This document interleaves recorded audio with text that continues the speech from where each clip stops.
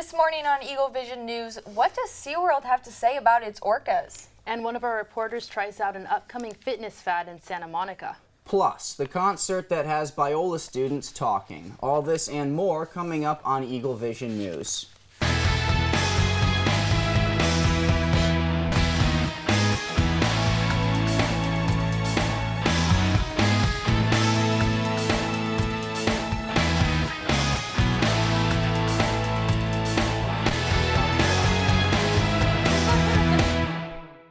Hello and welcome to Eagle Vision News. I'm Brieana Jordan. I'm Josh Klaasen. And I'm Elise Kelly.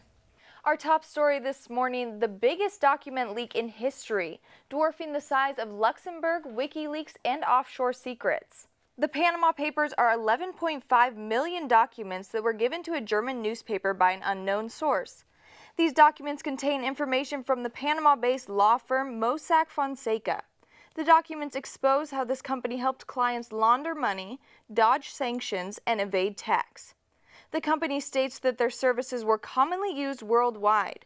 The documents from Mossack Fonseca reveal links to the families and associates of several worldwide leaders, including 72 current or former heads of state. This leak of the Panama Papers allows the world to see how the wealthy are able to hide their secrets.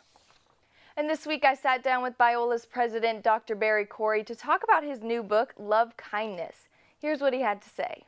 The book is really a reaction to what I have seen in our culture being a lot more meanness than kindness. And I've also been a bit chagrined that kindness is too often mistaken for niceness.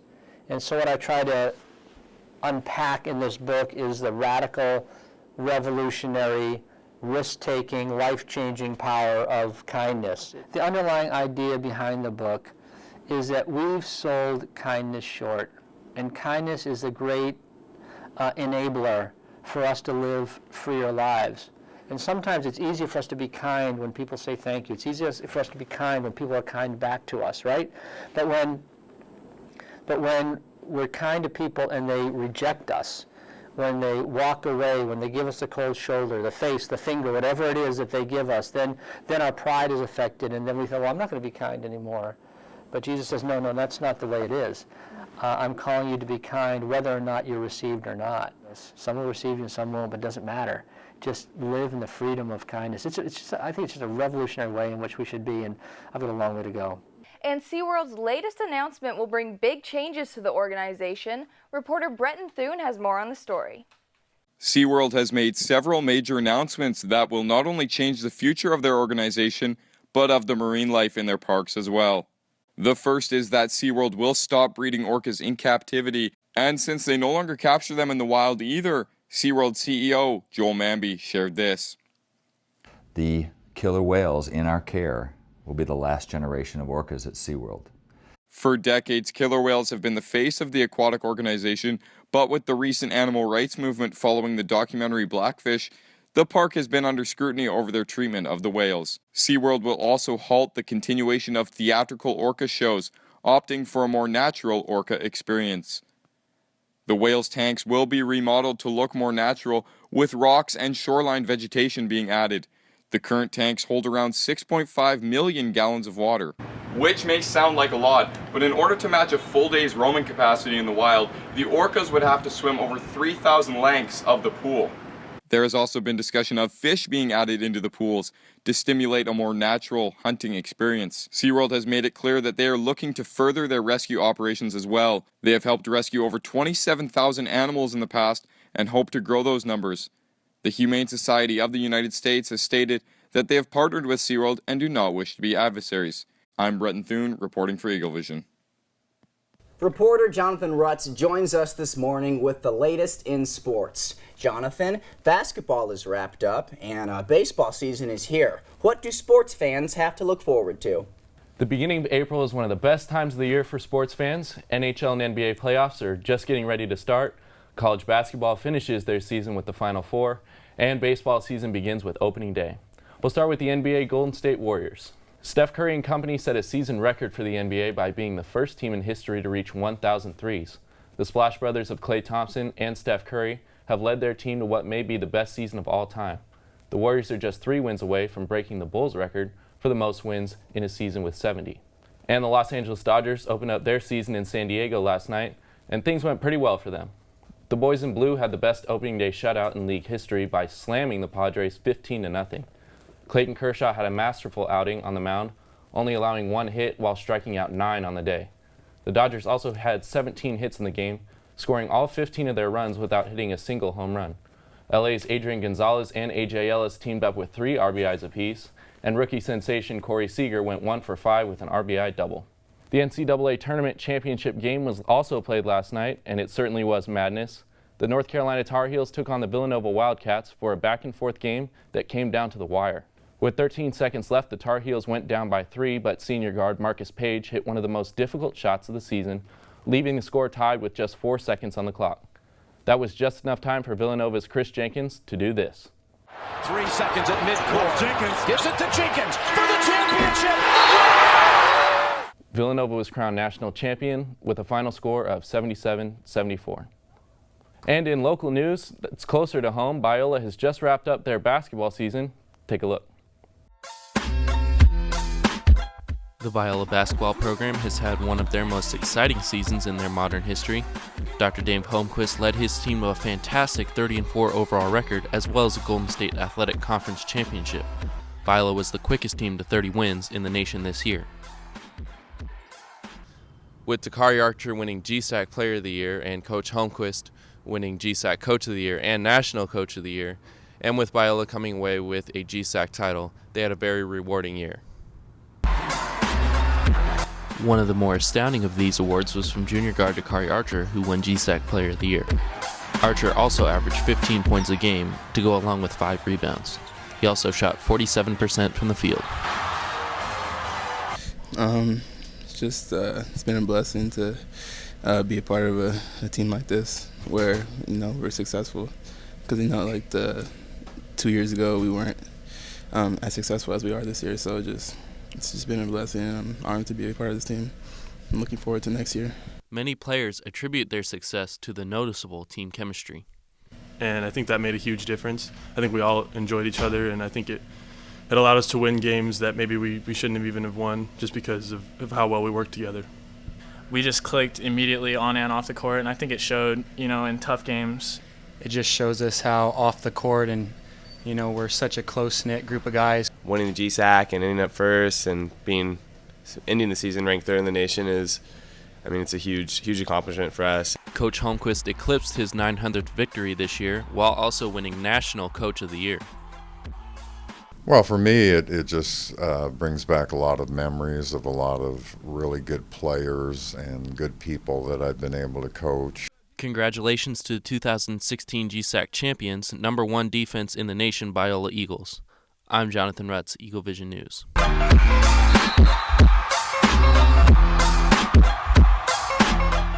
Thanks, Jonathan. Well, most of us have wondered what it would be like to walk on the moon. Well, reporter Lynn Holver tried out some new shoes that got her a step closer to doing just that.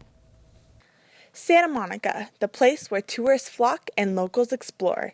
Here, there is constant excitement from going to the beach, checking out the pier, and experiencing all different types of exercising, including signing up for private Kangoo jumping tours operated by 220 Fitness.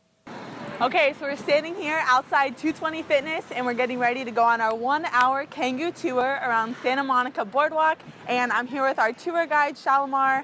Shalimar, do you have any tips to avoid completely biffing it on the tour?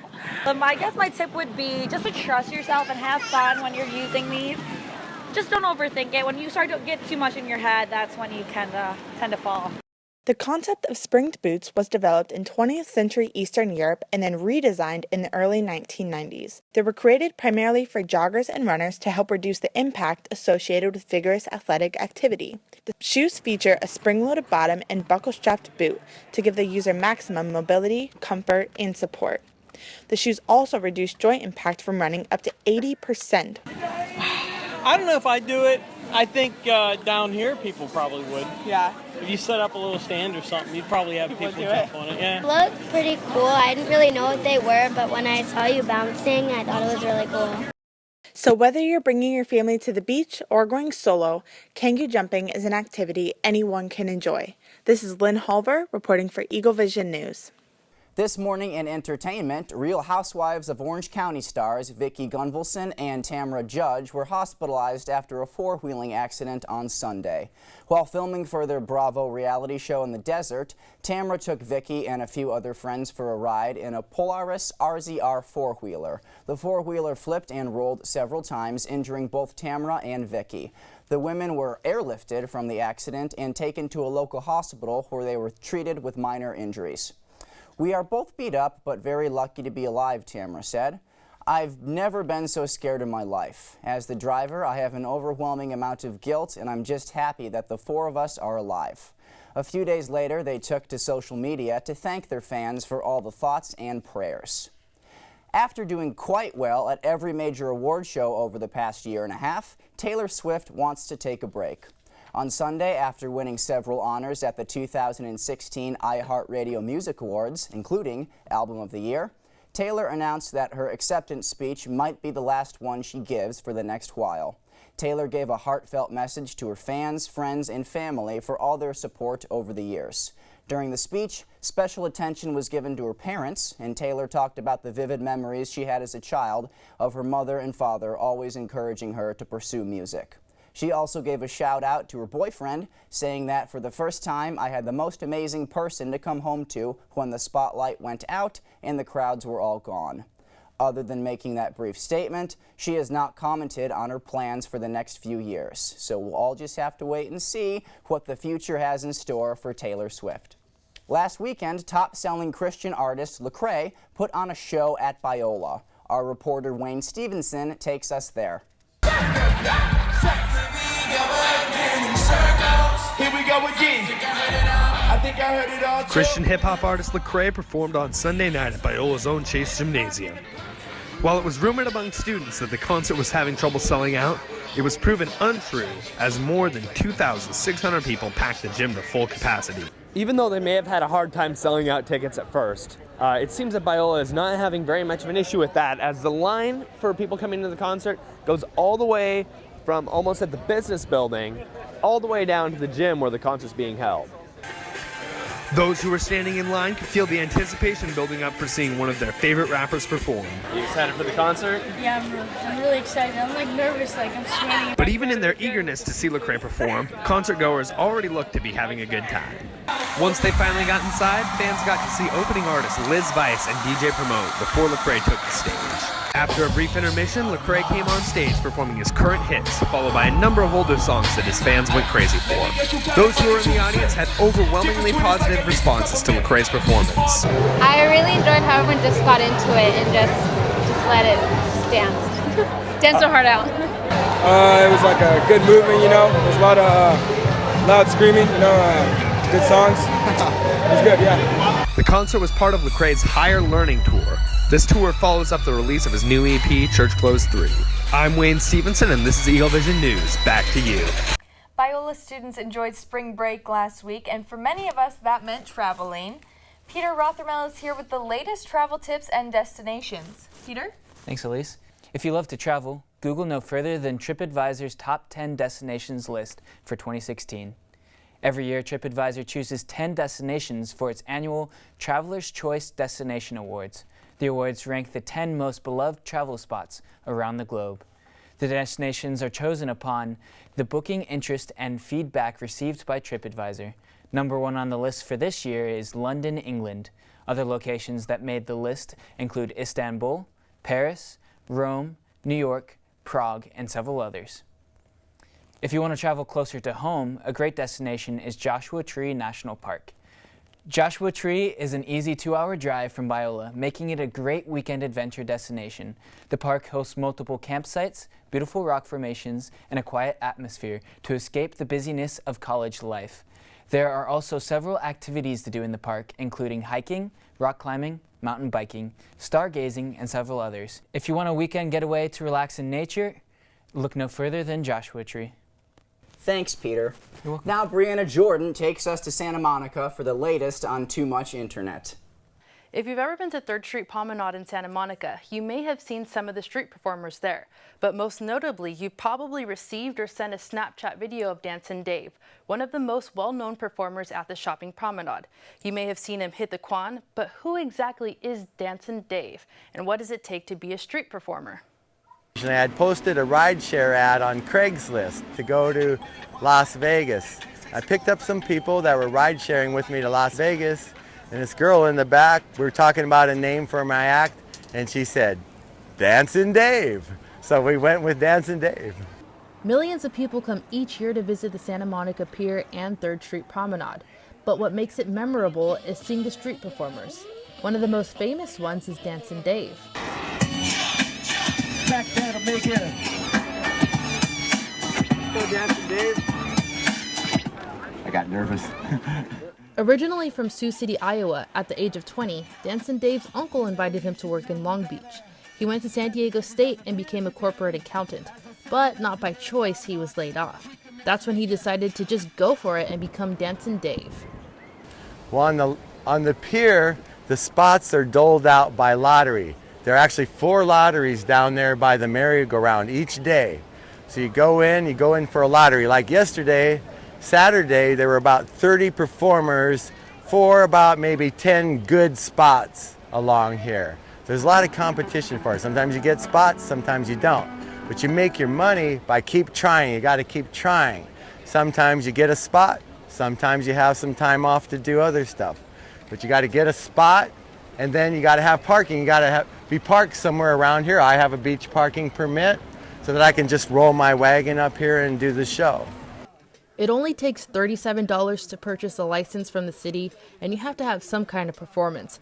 But when it comes to showtime, trying to get a slot gets competitive. Dancin' Dave is currently 60 years old and has been doing this for a little over a year. But going into his 2nd summer as a performer, he's looking forward to going full-time. He's also working on a fitness DVD called Rock Hard Butt that he'll be selling. He also does private events and parties. Why do you do what you do? I've thought about that a lot. I think the answer is for the love. Even if I didn't have a jar, and get money in it, I think I'd still come down here and do this. I used to do karaoke for free. I had to wait in line. I had to wait my turn. I had to buy drinks. Here I don't wait in line. It's always my turn. And I just love to feel the love. And I love those expressions, that joy, that like, wow, I've never seen anything like this before in my life. To see those jaws dropping and hitting the ground. That's what I live for down here. Now I'm going to go ahead and whip a nay-nay on out of here. I'm Brieana Jordan, and this has been Too Much Internet. So Dancin' Dave was in Santa Monica, and that's very close to Venice Beach. And you have plenty of experience with Venice Beach street performers, right? I do. And how do you think they differ from Santa Monica street performers? Well, the ones in Venice Beach are a tad bit more residentially challenged, so they have different experiences in life. But both places probably give very good answers. Okay, all right. Well, speaking of moving, a historic home in Whittier moved across the city, leaving concerns for nearby residents. Reporter Kiara Bernal has more on the story. In a recent move in Whittier, a 123-year-old, 2.5-story Queen Anne house, also popularly known as the Guilford House throughout the community, was moved away from neighboring historic homes 8 p.m. Friday, March 4th until 2 a.m. Saturday morning.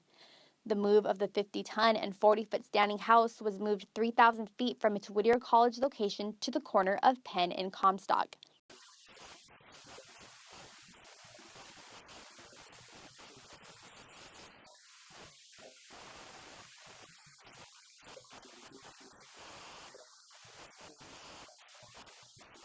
Many people throughout the community are not only glad the historic home is being saved and remodeled, but also being put to good use.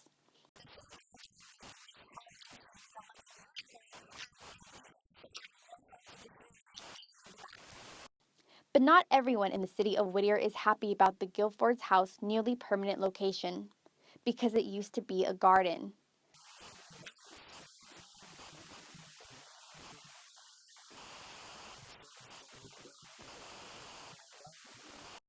Although not all Whittier residents are content with the move, the city continues to commit in preserving and enhancing Whittier's unique character and quality of life.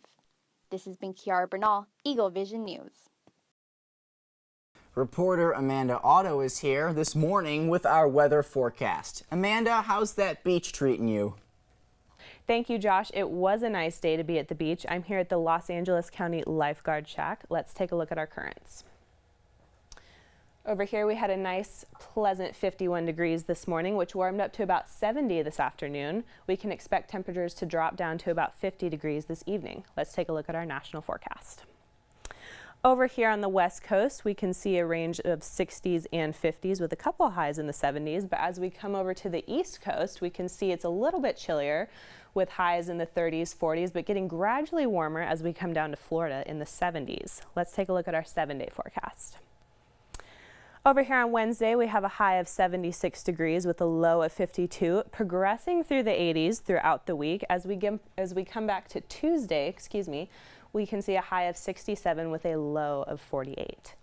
Thank you. Back to you.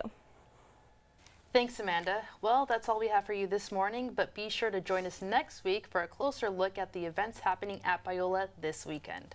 And we'll tell you more about one of the most popular and fun forms of transportation in Santa Monica. Until then, you can keep up with us online. Like us on Facebook, follow us on Twitter and Instagram at Biola EV, and subscribe to our channel on YouTube to see previous shows.